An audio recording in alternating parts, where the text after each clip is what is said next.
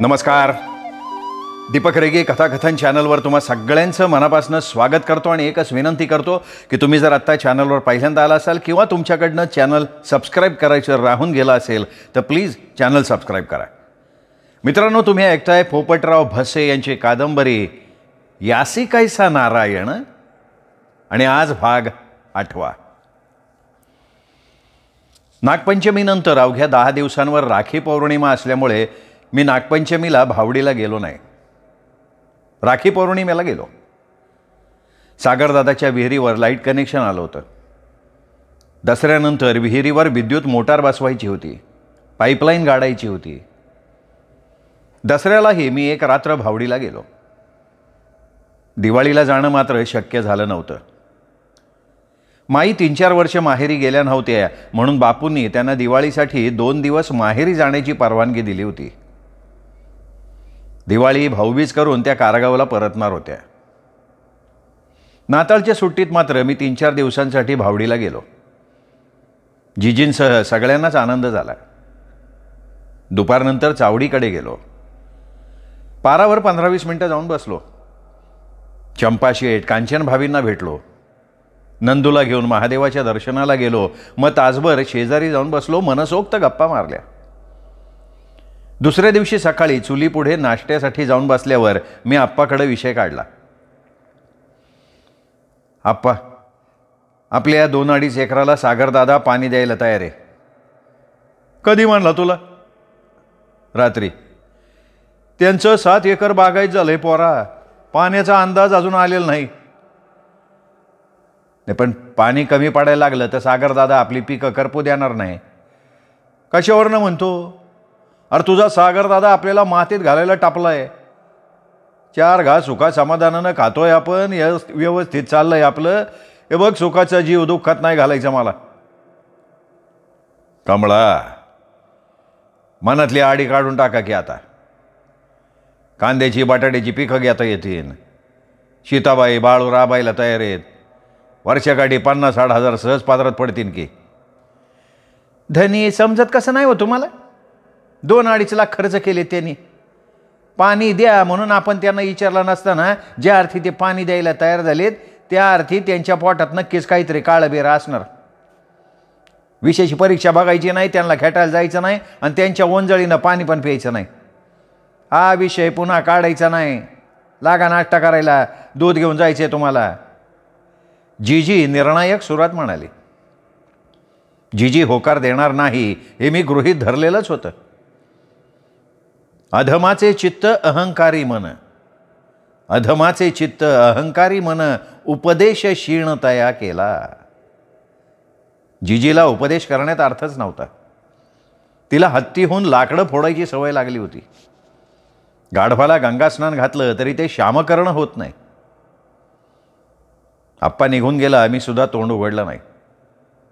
3-4 दिवसांसाठी आलो होतो. वितंडवाद वाढवून मनस्ताप करून घ्यायचा नव्हता. नाश्ता करून शांतपणे अंगणात जाऊन बसलो. 10-15 मिनिटंच काही ती मध्यंतरी गेली असतील. अक्का आडावरनं पाण्याची खेप घेऊन गेली. हंडा घडुशीवर ठेवून देव्हाऱ्यापुढे बसलेल्या जीजीला येऊन म्हणाली, जीजी, रंगातात्याचा निरोप आहे तुला. काय ग? मंजुळा मावशीला चौफुलेच्या दवाखान्यात न्यायचे. अगं बाया, तिला काय झालं? फाटे मुंजाबाच्या पिंपळा मागणं परसाकडे गेली ती. घराकडे येताना पिंपळावरच्या वाटवागळाने एकदम कालवा केला.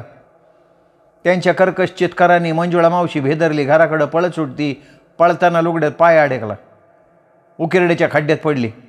गुडघं कोपर फुटलंय. कपाळाला लय मोठी जखम बी झाली. मोडतोड नाही ना झाली. 10वा हात फ्रॅक्चर झाला असावं. परसाकडला काय एकटीच गेली ती काय? रोज एकटीच जाती जीजी ती. रंगात हाताच्या तोंडचं पाणी पळालंय. असशील तशी यायला सांगितलंय तुला. अक्कानं जीजीला सांगितलेला निरोप मी अंगणातनं जसाच्या तसा ऐकला होता. अक्का पलीकडे गेल्यावर देवपूजा घाईघाईनं उरकून जीजी उठली. मला हाक मारली. आत गेल्यावर म्हणाली, ए बघ, मी मंजुळाकडे जाते. सीताबाईला स्वयंपाक करायला सांग. एवढे सकाळी काय काम काढलं तू मंजुळा मावशीकडं? मी मुद्दाम विचारलं जीजीला. अरे तिला घेऊन दवाखान्यात जायचंय. काल तर ठणठणीत होती की. अरे पहाटे परसाकडे गेली असताना उकिरड्याच्या खड्ड्यात पडली, बराच मार लागलाय. दवाखान्यात ॲडमिट करायचं का तिला? हे बघ, मी काय डॉक्टर नाही. रंगात त्या कपाळाला हात लावून बसला असणार. अशा प्रसंगी त्याच्या मदतीला धावून जायला पाहिजे. आप्पाला देऊ का चौफुलेला पाठवून? काही गरज नाही रे. जीजी घराबाहेर पडल्यावर मी सीताबाईकडे गेलो. ती भाकऱ्या थापत होती. तिच्या चुलीपुढे बसत मी विचारलं, बाबू कुठे गेलाय? तो होय आंघोळीला. एवढ्या उशिरा? अरे गोठा धुतला, कुटी केली. काय काम आहे त्याच्याकडं? काम त्याच्याकडं नाही, तुझ्याकडे आहे. आमचा स्वयंपाक करायचा आहे. का?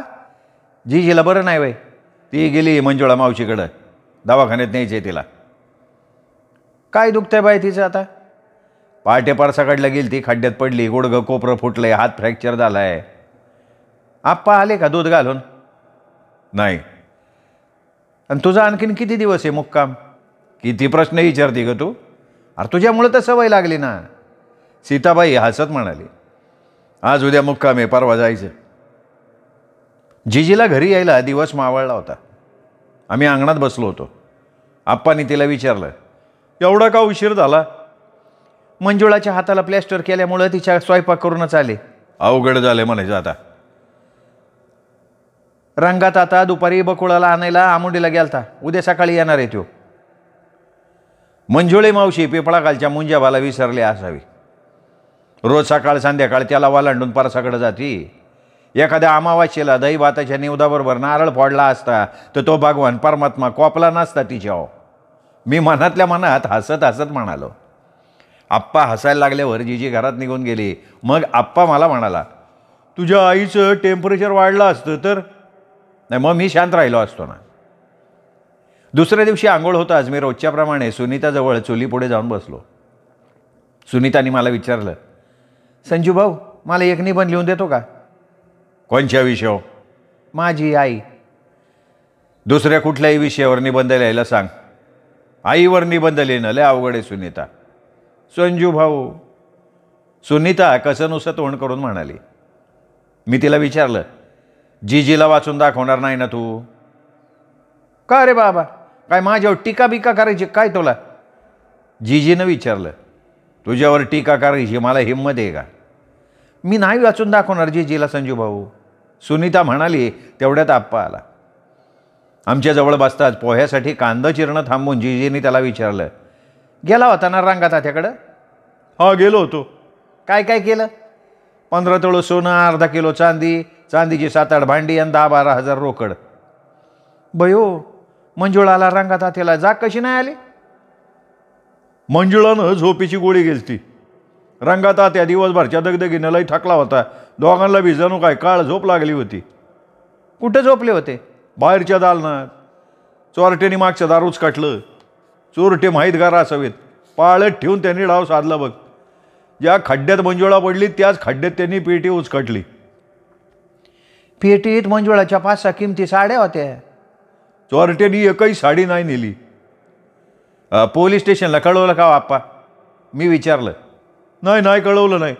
थोड्या वेळानं नानांबरोबर रंगात त्या पोलीस स्टेशनला जाणार आहे. रंगात त्या विचारा खचून गेला असणार. अरे काल बायकोचा हात मोडला, चोरी झाली, चोरट्यानी सगळी कमाई धुवून नेली, दोघं आसवड ढाळत बसली. लय वाईट घडलं बघा त्यांनी. थोड्या वेळानं भेटून दे त्यांना. मागितलं तर 1000-500 दे. कमवायला 8-10 वर्ष लागले असतील. एका रात्रीत गमावलं दोघांनी सगळं. माझं बोलणं जीजीला सरळ वाटलं नसावं. ती डोळे मोठे करून माझ्याकडे बघत म्हणली, फुक्कटची कामाई नव्हती, घाम गाळला होता त्यांनी. अगं मी कुठं नाही म्हणतोय. तुझ्यासारख्या त्यांच्याही अंगातनं रोज घामाच्या धारा वाहत असणार. दुसऱ्यासाठी खड्डा खोदणाऱ्याच्या नशिबात खड्डा असतो संजू. लय खोलात नको शिरू. कोणासाठी खड्डे खोदले होते त्यांनी? ते तू मंजुळाला जाऊन विचार की. माझं उत्तर रोचायचं नाही तुला. कधी कधी आप्पाचं मला फार नवल वाटतं. जीजी पुढे त्याचं काही चालत नसलं तरी अनेकदा माझ्या समक्ष जीजीला परखडपणे वास्तव सांगितलेलं आहे. मग मात्र जीजीने तोंडाला लगाम घातला. आमच्या पुढे पोह्याच्या डिश ठेवल्या. सुनीतानं एक घास खातला. तो थुकून टाकायला ती न्हाणीकडे पळाली. मी घास घेतला, कसाबसा गिळला, डिश बाजूला सरकवली. आप्पानं विचारलं, का पोहे खायचे नाही वय तुम्हाला? नाही हो, पोह्या 2दा नाही 3दा मीठ टाकलेले दिसते. काहीतरी काय सांगतो. एक घास घेऊन बघा की. आप्पाच्या अगोदर जिजीने घास घेतला. ते आमच्या पुढ्यातल्या डिश उचलत असताना आप्पा म्हणाला, पोरांनो, तुमच्या आईच्या डोक्यात मंजुळाच्या चोरीचे घेर आहेत. चहा पिऊन बघा आता, साखर टाकलेलीच नाही. तेवढ्यात विजू हातात दुधाचा तांब्या घेऊन आला. आप्पानं विचारलं, काय आणलं विजू? रात्री लाडी व्याली पहिल्या दारीचा चीक आणलाय. विजूच्या हातातला तांब्या घेऊन मी चुलीच्या भानुशीवर ठेवला. जिजीच्या कपाळावर स्पष्टपणे आठ्या दिसल्या. आप्पा म्हटला, बस विजू, चहा घे. नाही, मी चहा चपाती खाऊन आलोय हो. आपला बिगर साखरेचा चहा आवडायचा नाही त्याला. जिजी फणकारली. विजू गेल्याबरोबर भानुशीवरचा दुधाचा तांब्या घेऊन जिजी उठली. नाणीत जाऊन दुधाचा तांब्या ओतून दिला. त्याच्या या अपकृत्यानं मीच नाही तर आप्पासुद्धा बर्फासारखा थिजून गेला होता. जरा वेळानं तो म्हणाला, माझ्या भावाविषयी भाऊजाईविषयी तुझ्या पोटात किती जहर भरलंय हे आजपर्यंत नेमकं माहिती नव्हतं मला. अगं गोरस होतं ते. तुझा मानसिक आजार आहे ना दिवसेंदिवस बाळावत चाललाय बरं का. नको होतं तर तसं सांगायचं, सीताबाईला नेऊन दिलं असतं. लय मोठं पाप करून टाकलं बघ तू. आप्पा, अहो आपल्या घरची मालक जिजी आहे, तुम्ही नाही आहे. तुम्ही फक्त सांगितलेल्या कामाचे. सांगकाम्याने मत प्रदर्शन करायचं नसतं. मी शांतपणे म्हणालो आणि बाहेर जाण्यासाठी उठलो. पेरी कडू जिरे इच्छी अमृत फळ, पेरी कडू जिरे इच्छी अमृत फळ, आखी वृक्षा केळी कव येती. अहंकारी दुराग्रही स्त्रीला वारंवार उपदेश करण्यात अर्थच नसतो. तिच्या डोक्यात प्रकाशच पडत नाही. जिजी माझी आई आहे, आईबद्दल वाईट साईड सांगू नये. पण शेवटी त्या वरच्याकडे झाडाझडती द्यायची आहे. आई क्रोधी, कपटी, पापी असावी असं कुठल्या मुलाला वाटेल? स्वतःच्या विष्ठेचा दुर्गंध येत नाही का? कडू जिऱ्याकडनं अमृत फळाची अपेक्षा करायची नसते. कडू वृक्षाला गोड केळी कधीही लागत नाहीत. विषण्ण मनानं मी सीताबाईकडे गेलो. बाबू चहाबरोबर मिरची भाकरी खात होता. बाबूजवळ बसत म्हणालो, जिजीने मिठाचे पोहे बनवले म्हणून मिरची भाकर खायला आलो. चहा ठेवू का? चहाबरोबर मिरची भाकरी लय आवडती मला. एप्रिल महिन्याच्या 9 तारखेला माझी 9वीची वार्षिक परीक्षा संपली होती. नियमित अभ्यासामुळे सगळे पेपर अर्थात उत्तम गेले होते. 1 मे पासून ज्ञानराज वारकरी शिक्षण संस्थेचा उन्हाळी प्रशिक्षण वर्ग सुरू होणार होता. जिजी आजारी असल्याचं समजलं म्हणून 15 दिवसासाठी मी भावडीला आलो होतो. जिजी अंथरुणावर झोपून होती. सुनीता तिच्याजवळ बसली होती. कशीही असली तरी जिजी माझी आई होती. तिने जन्म दिला होता मला, सायास केले होते. ती चुकतीये म्हणून मी पण चुकायचं काय? मातृऋणातून मुक्त होण्यासाठी आईची सेवा करणं माझं कर्तव्य होतं. न्हाणीत गेलो, हातपाय धुतले आणि मग जिजीजवळ जाऊन बसलो. सुनीता जिजीचे पाय रगडत होती. तिला म्हणालो, मागं सर, मी रगडतो पाय. माझा आवाज कानावर पडता जिजीने डोळे उघडले. 4 महिने मी भावडीला गेलो नव्हतो म्हणून तिच्या डोळ्यात पाणी आलं. मी अपराधी सुरात म्हणालो, रागवली ना माझ्यावर? नाही बाळा, तुझ्या वाटाकडे डोळे लागले होते बघ. परीक्षेमुळे नाही येता आलं. संपली ना परीक्षा? संपली. किती दिवस राहणार आता?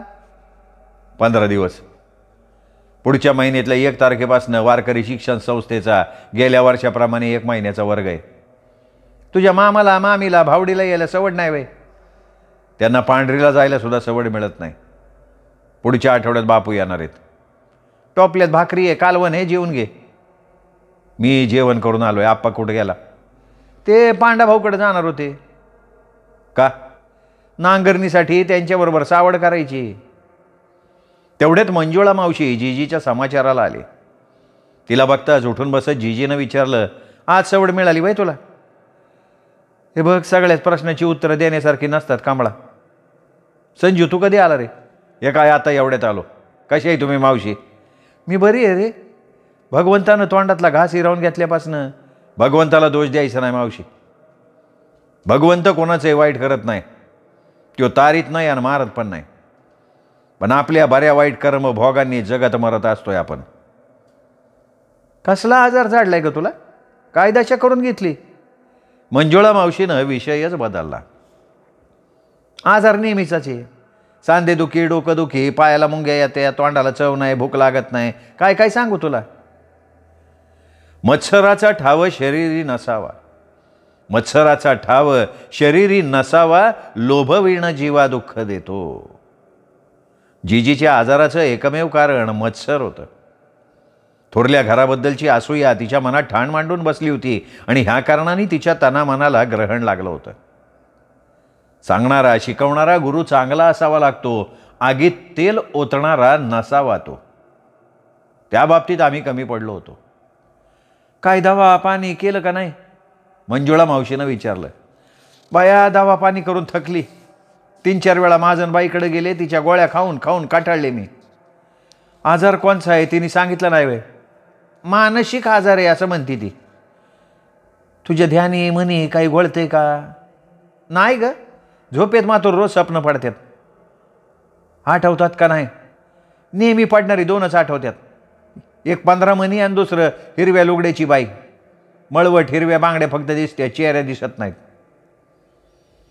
पांढरीला पारूबाईकडं नाही तर धावडीला धोंडी बाबाकडं तरी जाऊन बघ एकदा. अंगरोग आहे का नाही तेच सांगतील. आता तेच करावं लागणार आहे. हातरुणात पडून राहायचा काटाळा आला, कुजून मारायची पाळी आली. मरणाची भाषा करू नको कांबळा. मरण आपल्या हातात नसतं. आपल्या हातात असतं तर मी माझ्या एकुलत्या एका पोटच्या गोळ्याला मरू दिला असतं का? मंजुळा मावशी डोळ्यात पाणी आणून खरं ते बोलले. त्यावेळी तुझ्या अंगातली तुळजा भवानी तुझ्यावर कोपली होती का ग मावशी? मी विचारलं. मंजुळा मावशीला त्या प्रश्नाचं उत्तर नाही देता आलं. तयांचे स्वाधीन दैवते असती, तरी का मरती तयांची पोरे. आपलं संचित आपल्याला पालटता येत नाही मावशी. दैवत सामान्य माणसांच्या स्वाधीन नसतात. पोथ्या पुराणं ऐकल्या असतील तुम्ही. स्वतःचं संचित देवाच्या बापालाही पालटता नाही आलं. प्रभू रामचंद्राला शरयू नदीत देह विसर्जित करायला लागला. डाव्या पायाच्या अंगठ्याला बाण लागल्यामुळं भगवान श्रीकृष्णाला सुद्धा प्राण सोडावा लागला. रागरंग ओळखून जीजी सुनीताला म्हणाली, सुनीते चूल पेटो बाया. संजू चहा बनवता येतो ना तुला? आलं टाकून 2 कप, अर्धा कप घेऊ आपण. अगं ऊन उतरू दे की थोडं, आप्पाला येऊ दे. मंजुळा मावशी काय लगेच जाणार नाही. अरे तुझा आप्पा बसला असेल गांजा फुकत, बायकोची परवा नाही त्याला. अगं असं का म्हणते तू कमळा? पुरुषाची माया समजत नाही बाया आपल्याला. आप्पा तर अर्ध्या वाचनात आहे तुझ्या. त्यांनी सारखं काय तुझ्या डोळ्यापुढं बसून राहायला पाहिजे का? मंजुळा मावशीनं विचारलं. हात दे जरा, ओटीपोट जाम झालं माझं. जीजी म्हणाली. जीजीनी 2ही वेळचा स्वयंपाक सीताबाईवर सोपवला होता. रात्री आम्ही अंगणात जेवायला बसलो. जेवायला सुरुवात केल्यावर जीजीने आप्पाला विचारलं, काय म्हणले पांडा भाऊ? उद्यापासून 15 मिनिट नांगर धरायचं आहे. उद्या धावडीला जायचं होतं. कशाला? डॉक्टरच्या दवापाण्याचा गुण येत नाही. आणखीन किती दिवस अंथरुणावर पडून राहू? स्वप्न पडायची काही थांबत नाहीत. धोंडा बाबाकडे जाऊन यावं म्हणती. आता मला 15 दिवस सवड नाही. मला एकटीला धावडीला जाणं शक्य नाही होणार दनी. संजूला घेऊन जा. येशील खरं संजू? मला झटकन उत्तर नाही देता आलं. धोंडी बाबा काळा का गोरा मला माहीत नव्हता, फक्त त्याची ख्याती ऐकून होतं. त्याचं थोतांड एकदा जवळून बघून यावं असा मनात विचार आला. मी उत्तर दिलं नाही म्हणून जीजीनी पुन्हा विचारलं, का गप का झाला? एका अटीव येईल तुझ्याबरोबर. कोणची अड बाबा? मला तू धोंडी बाबाचे पाय धरायला नाही सांगायचं. नाही सांगणार बाबा. किती वाजता जायचं? जेवण करून निघायला लागन. दुसऱ्या दिवशी 11 वाजता मी जीजीसह स्टँडकडे गेलो. जीपनं धावडीला जावं लागलं. धावडी बसस्टँड मागे 300-400 पावलांवर धोंडीबाबाचं घर होतं. घराच्या डावीकडच्या पडवीच्या आतल्या दालनात धोंडीबाबा देव्हारा मांडून भगतपणा करत होता. अंधश्रद्धांच्या आहारी गेलेले भगतबुवा बाबांवर विश्वास असणारे लोक प्रत्येक आठवड्यातल्या मंगळवार आणि रविवारी आपल्या इडापिडा विचारायला धोंडीबाबाकडे येत होते. बाहेरच्या दालनातल्या सतरंजीवर आम्ही जाऊन बसलो.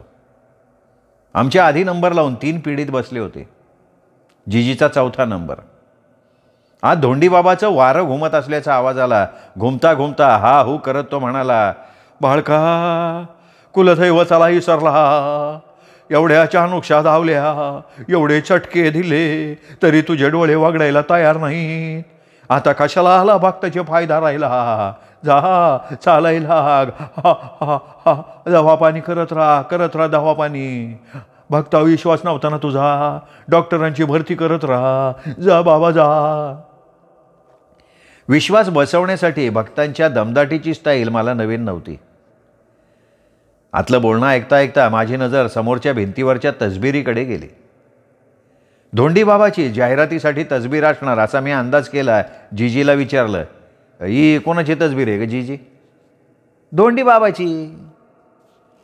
भगवी वस्त्र, पद्मासन घातलेलं, गळ्यात रुद्राक्षांची माळ, कपाळावर भस्म, एका हातात शंख, दुसऱ्या हातात कमंडलू. डोळे मिटून ध्यानस्थ बसलेला दाढी जटाधारी धोंडी बाबा बघून मला एक अभंग पंक्ती आठवली. टिळा टोपी माळ देवाचे गाबाळे, टिळा टोपी माळ देवाचे गाबाळे, वागवी ओंगळ पोटासाठी. मतलबासाठी सोंगा ढोंगात बुडालेले हे बुवा बाबा काय काय करत नाहीत. पापाचे रांजण भरतात.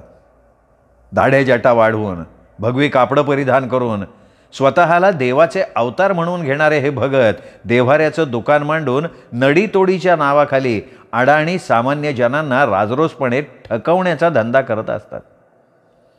दीनदुबळ्यांच्या भोळ्या भावाचा गैरफायदा घेणारे हे दांभिक भोंदू बाबा किती दुराचारी असतात हे फार उशिरा कळतं आपल्याला.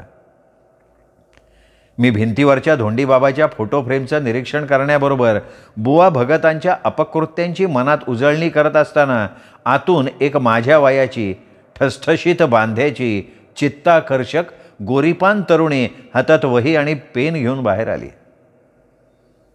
माझ्याकडे वेधक नजरेनं बघत तिने जीजीला विचारलं, मावशीबाई नाव सांगा तुमचं?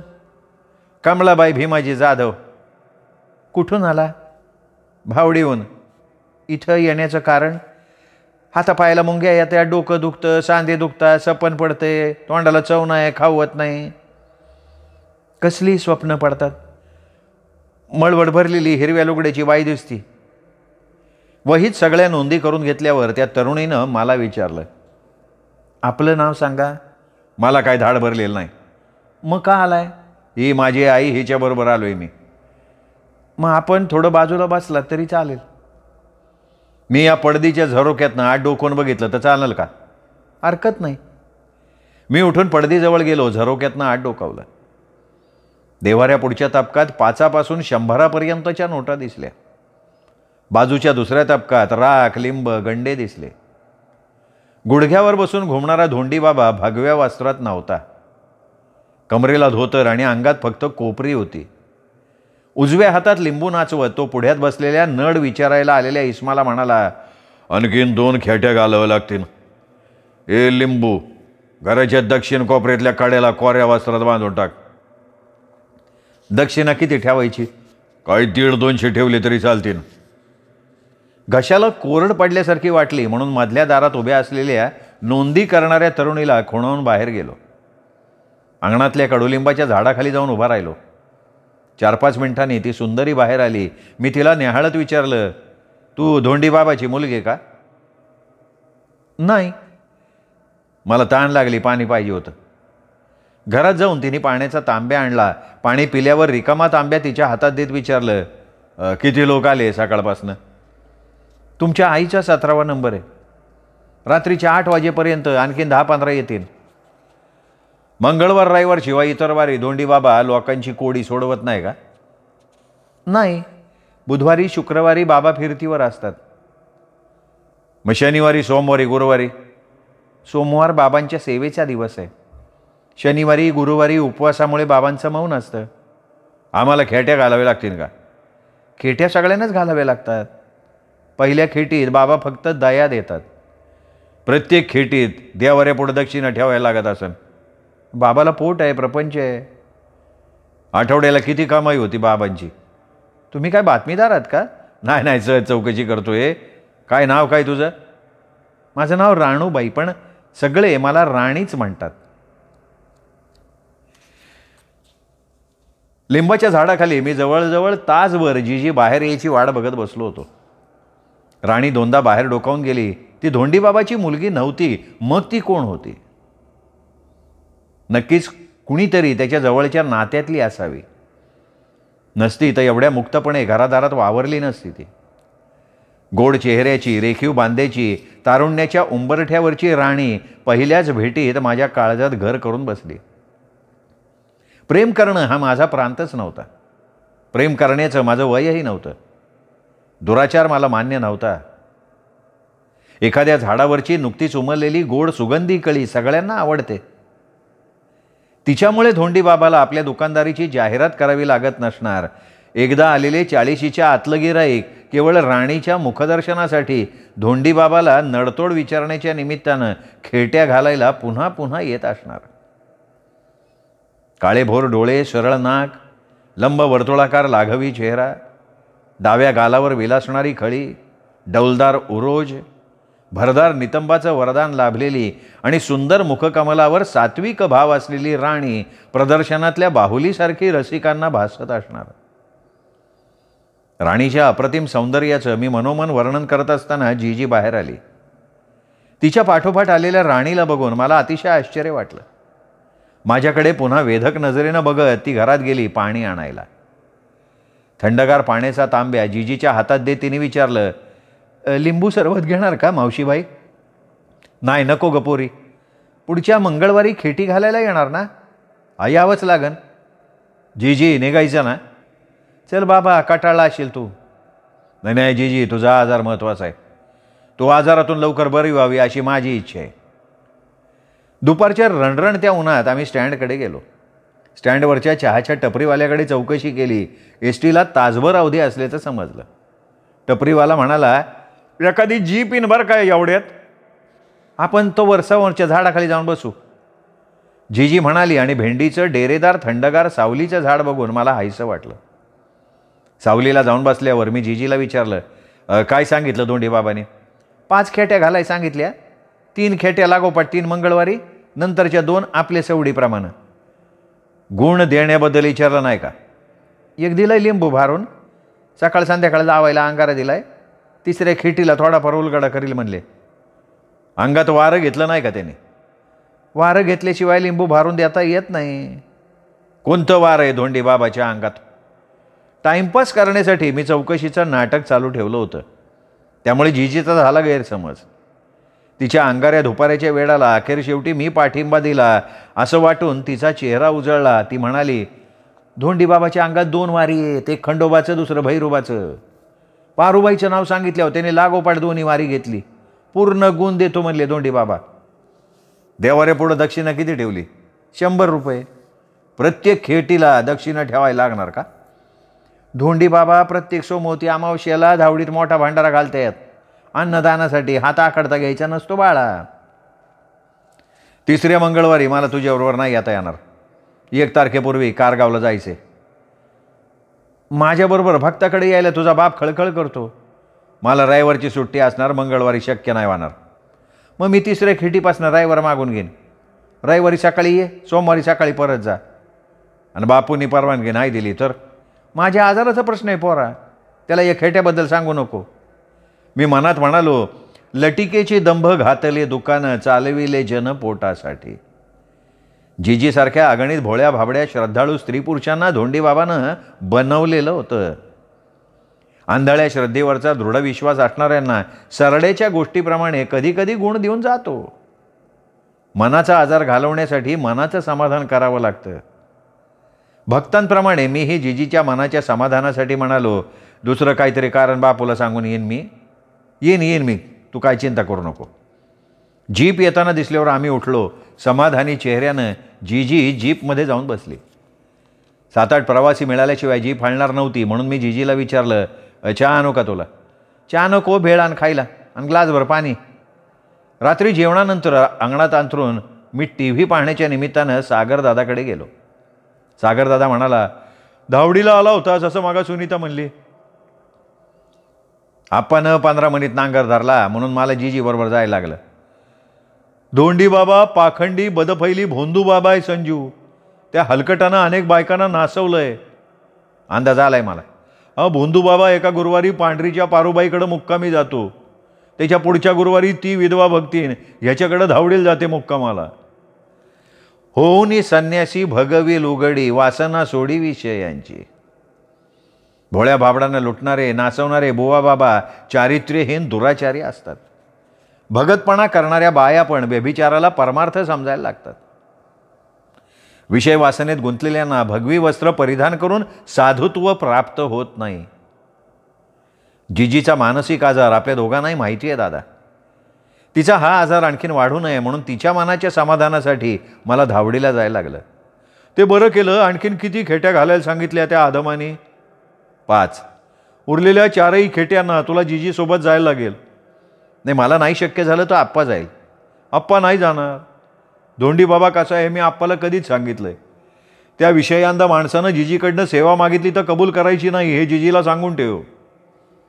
जांभया यायला लागल्यावर मी गप्पांना पूर्ण विराम दिला आणि उठलो. अंथरुणावर आलो. आप्पा, बाबू, गुणाजी आपापल्या अंथरुणावर झोपलेले दिसले. मी उशीवर डोकं ठेवता डोळे मिटून घेतले. त्याचवेळी अनपेक्षितपणे राणीची आठवण आली. ती गोड कळी नजरेसमोर दिसायला लागली. माझ्या मनात वासना नव्हती, पाप तर अजिबात नव्हतं. राणी मला एखाद्या साध्वीसारखी निरागस निष्पाप वाटली होती. तरीसुद्धा संभ्रमित मनात 2-3 प्रश्न निर्माण झाले. त्या हसऱ्या लाघवी अप्रतिम सौंदर्याच्या तरुणीनं माझं चित्तहरण केलं होतं का? त्या शालीन सोज्वळ वाटणाऱ्या युवतीनं मला मोहिनी घातली होती का? सांगता येणार नाही, पण परत तिला पाहावंसं मात्र वाटायला लागलं होतं. दुसऱ्या खेटीच्या मंगळवारी धावडीला जातेवेळी मी जिजीला म्हणालो, जिजी बराच फरक पडल्यासारखा दिसतोय बरं का. अजून 4 खेट्या बाकी आहेत. म्हणून तू आप्पाची मागाशी खोटं बोलली का? काय खोटं बोलले? तूप खाऊन लगेच रूप येत नाही म्हणली. अरे बरं वाटू लागले असं म्हणाले असते तर जाऊ दे, तुला नाही समजायचं. देखण्या मध्यमवयीन बायांना धोंडी बाबा शेवेला बोलवतो असं ऐकलं मी. हे बघ, आपले पारोबाईशी नातेसंबंध आहेत हे मी धोंडी बाबाला सांगितलंय. जिजीनी विषय एकदम थांबवला. मला आश्चर्य वाटलं. विषयाला बगल देण्यासाठी ती जीपमधल्या शेजाऱ्याला म्हणाली, तुम्ही धावडीचे का? वय सुकडीत लेख दिली, काल तिला भेटायला गेलतो. काय बरं नाही का लेकीला? काय सांगू बाई, नवराले धामधूम करतो म्हणून आमच्या भक्ताचा अंगारा घेऊन गेलतो. हा पण विषय जिजीनी वाढवला नाही, ती गप्प झाली. मागच्या मंगळवारप्रमाणे आमच्या पुढे 3 जण नंबर लावून सतरंजीवर बसले होते. जिजी 4थ्या नंबरला जाऊन बसली. आतल्या दालनात डोकावण्यासाठी मी मधल्या पडद्याच्या झरोकाजवळ गेलो. हातात वही पेन घेऊन राणी धोंडी बाबाच्या मागे उभी होती. नजरानजर होताच तिच्या मुखावर स्मित झळकलं. देव्हाऱ्यापुढे 35ची मध्यमवयीन गव्हाळी वर्णाची बाई हात जोडून बसली होती. अंगात वारं घेऊन धोंडी बाबा तिच्यावर चिमूटभर राग फेकत म्हणला, खंडेरायाला इसरली बालिके त्यो कॉपला तुझ्याव. मी शरण आले देवा, माझी चूक पदरात घ्या. प्रायश्चित्त घ्यायला तयार आहे का? घेईन, सांगावं. शेवाविधी सांगावा. खंडोबा महादेवाचा अवतार आहे. येत्या सोमवारी हार खेरापत आणि भागबाणी घेऊन या वेळेला ये, त्यावेळी पूजाविधी सांगेन. प्रचिती आल्यामुळे मी विषण्ण मनानं झटकन झरोक्यापासून बाजूला झालो. चीड येण्यासारखा प्रकार वाटला. बळे बाह्यात्कारे सोंग संपादिले, बळे बाह्यात्कारे सोंग संपादिले, वासनेची विषमुखी प्रकटले. कर्मकांडाच्या ठेकेदारानं पापाची मक्तेदारी घेतल्यासारखी वाटली आणि मी या पापखणीत पाय ठेवायला आलो म्हणून स्वतःला दूषणं देत बाहेर गेलो. मला कलियुगाची आठवण झाली. मी काही सत्कार्याचा सत्कर्माचा ठेका घेतला नव्हता. मी कोणी योगी संन्यासी महात्मा नव्हतो. मला फक्त पाप पुण्यातला सदाचार दुराचारातला फरक कळत होता आणि म्हणून मी व्यथित होऊन तिथनं बाहेर आलो होतो. मी स्वतःच्या मनाची समजूत घालत असताना हातात थंडगार पाण्याचा तांब्या घेऊन राणी हसऱ्या चेहऱ्यानं माझ्या समोर येऊन उभी राहिली. तिने विचारलं, असा का उदास चेहरा करून बसलायस? तुझ्या धोंडी बाबाच्या वाऱ्यानं त्या बाईकडनं सेवा मागितली. आल्यावर सेवाविधी सांगेन म्हणला. नेहमीचाच प्रकार आहे. नरकपुरीत आल्यासारखं वाटायला लागलंय मला. खंत खेद काय वाटत नाही तुला? निराधार माणसाला पोट जाळण्यासाठी डोळ्यावर कातडं ओढून घ्यावं लागतं महाराज. म्हणजे तू धोंडी बाबाची कुणीही नाही. या भोंदू बाबाच्या आश्रयाला कशी काय आली? तुमच्या मनात शंका राहू नये म्हणून थोडक्यात सांगते.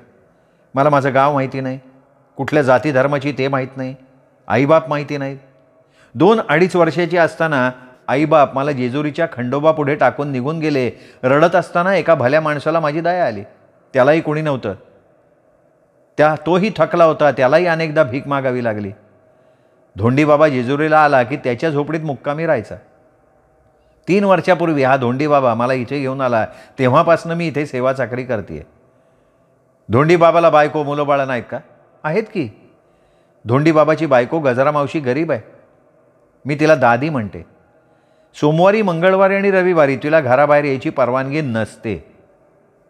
मुलं बाळं आहेत म्हणालीस? हो, फक्त एकच मुलगा आहे. शाळा शिकण्यासाठी पुण्यातल्या वसतिगृहात ठेवला आहे. तुला शाळेचं तोंड बघायला मिळालं नसणार. जेजुरीत शेजाऱ्यांच्या मुलांकडनं लिहायला वाचायला शिकले मी. मग मी चौकशी थांबवली. राणीच्या हातातला पाण्याचा तांब्या घेतला. पाणी प्यायल्यावर रिकामा तांब्या हातात घेऊन तिला विचारलं, पुढच्या मंगळवारी येणार आहे, तू आहेस ना? कारण मी मंगळवार ऐवजी रविवारी येईन म्हणतोय. म्हणजे मी रविवारी येणार हे तिला सांगून टाकलं होतं. मित्रांनो, हा भाग इथेच संपला. पुढचा भाग अर्थात 9वा भाग उद्या. तोपर्यंत नमस्कार.